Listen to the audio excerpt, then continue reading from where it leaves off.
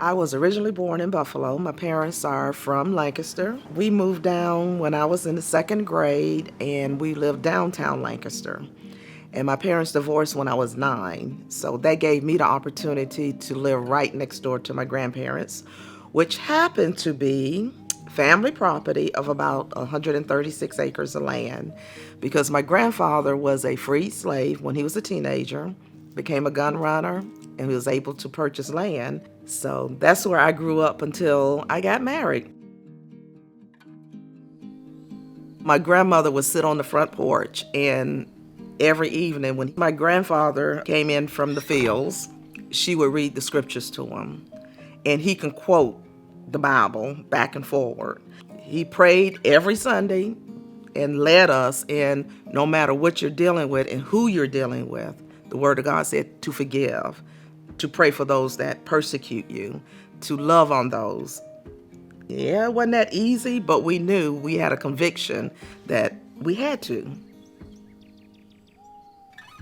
I had a lot of anger toward my natural father. So when I got ready to get married, I went to Granddaddy. I said, Granddaddy, I want you to give me away. He said, you got a daddy? I said, I know, it's you. He said, no, you have a father. I said, but Granddaddy, you the one that has been there for me since I was 9.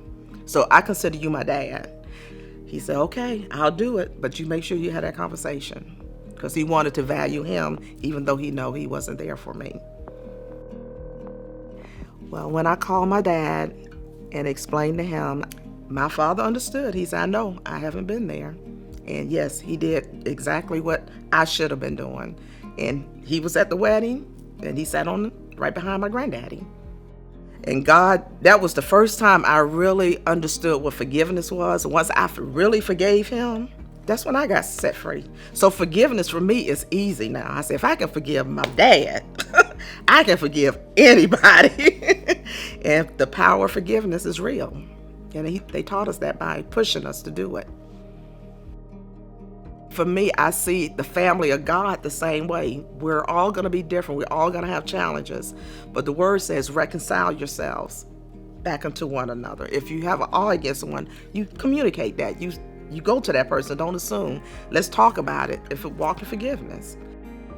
TC is all about reconciliation because of the Father. And it's not us doing it. It's Him doing it in and through us.